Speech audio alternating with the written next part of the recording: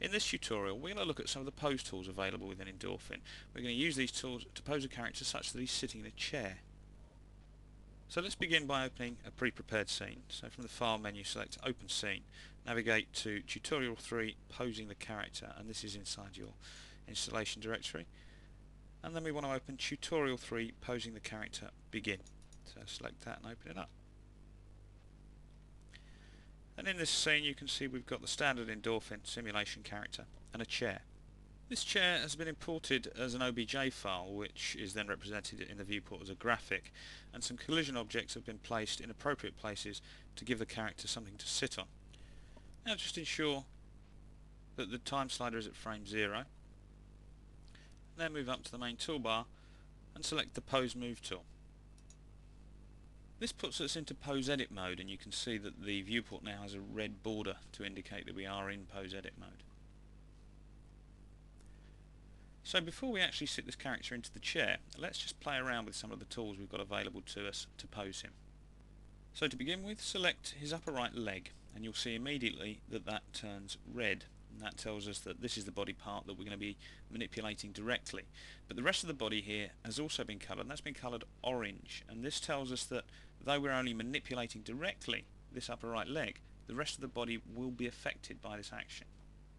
So for example, if I move this upper right leg out, you can see the rest of the body follows it. Remember at any point that you can use the undo and redo buttons on the main toolbar. Undo is Ctrl Z and redo is Ctrl Y in terms of hotkeys. And you also have in the character menu the option to reset the pose, and that will take you back to your original pose. Posing a character in Endorphin is a little different to the methods you may be used to. When you're using the pose tools in pose edit mode, the character is actually in full simulation, so that all inertial and collision effects are active. So for example, I can select the bottom of this character's leg, pull it out and up a little possibly, and then just drop it, and you can see that it will collide with the ground plane. As well as the pose move tool, there's a pose rotate tool, which you can select either from the main toolbar or by double clicking on the pose move handle in the viewport. To toggle between pose move and pose rotate, simply double click on the handle. Another way to undo a move is simply to right click as you're holding the left mouse button down, and that will return you to your previous pose. Multiple objects can be selected for posing in various ways. You can box select, or you can control left click to add and remove objects from your selection set. You'll notice that the second object I've selected here as part of this set is a darker red than the first. This tells us that the second object in the set is constrained to the first in such a way that their relative positions are locked as you pose. Now because, as we've seen, moving a single body part can affect the position of the rest of the body, it's useful to be able to lock off a given body part to prevent the motion from propagating past that locked point. We can do this by right clicking, and if you right click now on the pelvis, you'll see that it turns grey, indicating that that part of the body is locked off. You can add and remove locked body parts by control right clicking on them. So now if I select the upper right leg and start to move it, you'll see that none of the motion is propagated past the locked pelvis. You'll also notice that now only the bottom right leg is coloured orange and none of the rest of the body, showing that this is the only other part of the body from the selected part that's going to be affected by the posing. Now there are two different frames of reference available when you're posing a character, and to show you that I'm just going to return to the pose move tool, and if I hit the X key on the keyboard, you'll see that we can change from global coordinates to local coordinates. The local coordinates are relative to the object that you're moving at the time. You may find it easier to use local coordinates when posing, as it does give you a little more control. So now we're about ready to pose the character so that he's sitting in the chair. So if we left click somewhere in the viewport to ensure that no body part is selected for posing, and right click on the pelvis to ensure that that's unlocked. Now let's right click in the viewport and select right view from the drop down. Position the character, perhaps zoom in a little so that we can access him properly, and let's select the pelvis. You can see that in the middle of the pose move tool there's a small purple square. This square allows us to move the character in whichever plane this square is set. We can drag him back using that square to sit him in the chair. Okay, so now let's select the upper torso. We can lock off the pelvis by right clicking. And now we'll move that upper torso back till he's resting on the chair. And you can see that there's a bit of a twist here in the lower spine. I'm going to move back to perspective view using the P key.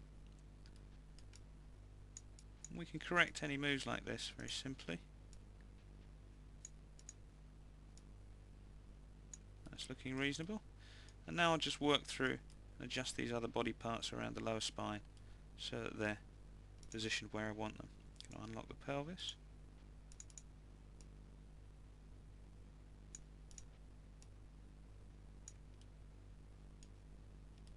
That's not looking too bad. So now let's select the neck, and we can control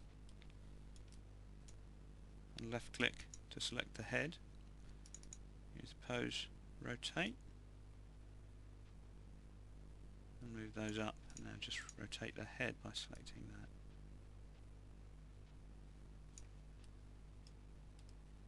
Let's just return to right view and have a look at it from there.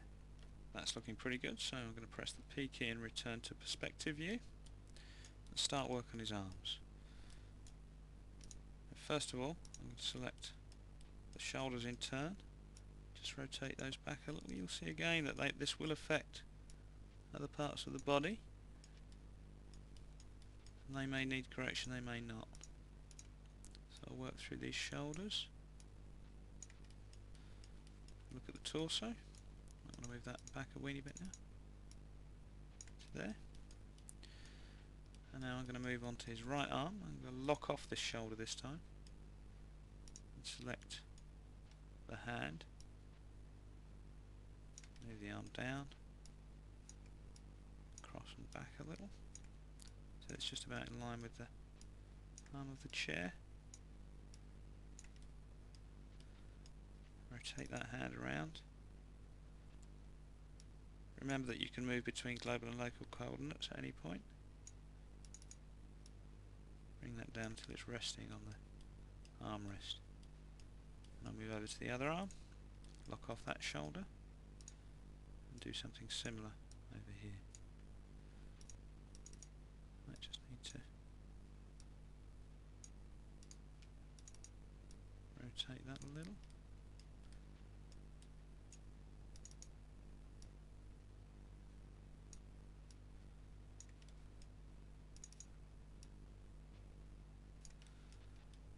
Not looking too bad. Okay, now we can move on to the legs. And of course I'm going to need to lock off this upper thigh here in order that that doesn't move as I position the lower leg. Do the same with the right leg, and again must remember to lock off that thigh. And that's not looking too bad at all. So there are a variety of tools available to you for posing characters. And remember that all the time you are posing, you are also simulating, so that all collision and inertial effects will be active.